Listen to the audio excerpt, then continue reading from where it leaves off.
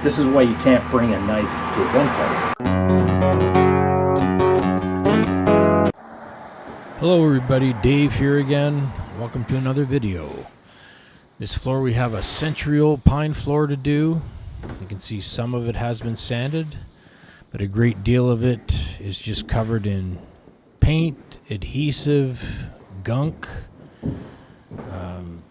I don't even know what some of that black stuff was. This little area in here, that was actually the worst of it. A little section.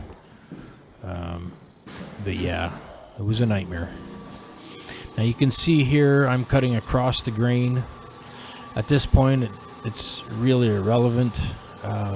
We're just trying to remove that gunk at this point. So cutting across the grain is a little bit helpful actually, because it just tends to, you're ripping the grain, so it seems to pull it off a little easier. You'll notice where the machine's working at the bottom there, it's ejecting all that crap that's on the floor, and that stuff comes off very warm. It's very warm, almost hot if you touch it right away, but it's almost like a hardened gum, for lack of a better description. And what happens is it gets all in our feet and all in our socks. It's kind of funny actually the way it reacts when it comes off there. It comes off in little particles and then bigger chunks. Now what'll happen is we have to stop every 5-10 minutes to vacuum it off, because if we just leave it there, there's an upper view of it, and you'll see where it's working at the bottom there. It's being ejected out. It gets stuck in our shoes and our socks. But if we just leave it on there, it'll actually just stick to the drum pad, and it'll also stick to the wheels of the machine. So you're just fighting a losing battle. You might as well just stop every 5-10 minutes, vacuum the gunk off, and it just helps you move forward. It makes it a lot easier in the long run.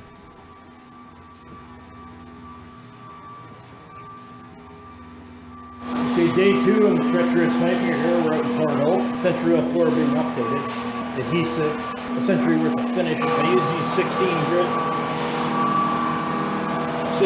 edges just to do this, because it's just so brutal all in here, right? So I use 3 of the discs here. And I can see the result of what happens to these sheets. They just get completely immersed in that stuff, right? So, obviously, can't find those discs though. But yeah, so we're battling through. Johnny's winning the battle. You can see here. Let's trap here. Good job, Dave. Trap here.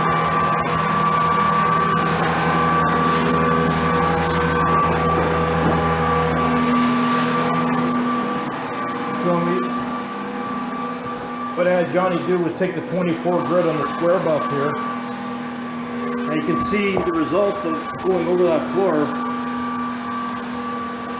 This is what's coming off, and we're picking it off too as we go. And you see it's just this is on the floor, right? You can see it all here. Another day in the life. That's the number one reason why I save these old drum sheets from previous jobs, because occasionally, every few months, I run into one of these treacherous nightmares. And having these, these are already worked for me. So at this point here, I've already used the 16 grit. As you can see, all the gunk is gone, and that was a considerable amount of work to get rid of that gunk. So obviously, once you get past that, it's necessary to 36 grit, and then 60 grit after that.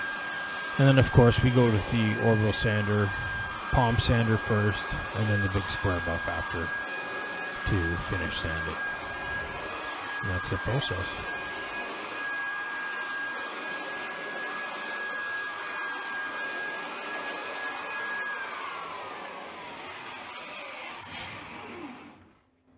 So this is why you can't bring a knife to a gunfight. 16 grit. 16 grit paper. And even that's coming up. You try to hit this floor with 36 or 24, it's going to even come up faster.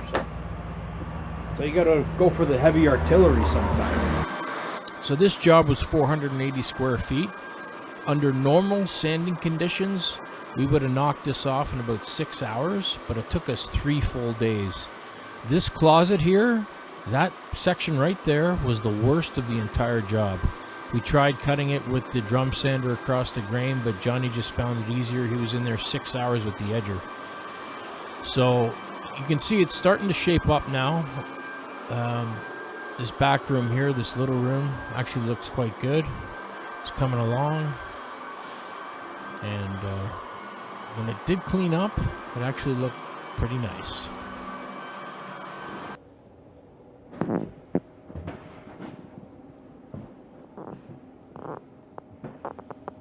So we're finally finished the sanding. Recall what it looked like when we started.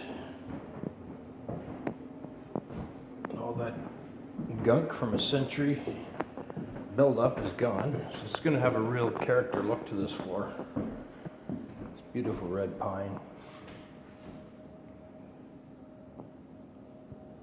You know, I loved how they just interspersed the wide plank with the narrow plank, and really didn't have you know, they didn't really care how the planks looked in terms of spacing and size. They just used what they had. And again, we opt not to fill these gaps because repeatedly what I've said and what will happen, and when you fill these gaps, the gap filler just comes out, you know, with these boards flexing and seasonal changes. So it's just better off not even putting it in there. Looks better. And we're going to apply the first coat, semi-gloss urethane.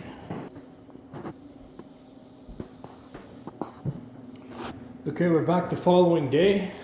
The first coat's dry. You can see how nicely the red pine takes the urethane. So it's got that real rich, vibrant look to it. And this type of wood, this century pine that's like this, it's just ages so well. It doesn't require a stain. You know, just the urethane alone just gives it that real kind of rustic look, and it really pops out all the, you know, the highlights and the differences. Now you can see where it's over in this area here where there's a lot of, you know, moisture damage and water damage over the years, like over here. That's embedded in the wood. That type of thing there is embedded straight through, so you're not going to get that out just through sanding. We filled for just this is about 480 square feet, and we filled 2 121 liter garbage bags with the dust from this job. So it was just a monstrous, you know, a monstrous amount of dust. Normally, to fill those 2 bags, normally, you know, we'd be doing about double that of square footage if it was an oak floor, approximately, to fill those 2 monster bags. But anyway, we're through it now. So what I'm going to be doing is I'm going to screen sand this with a 120 grit screen.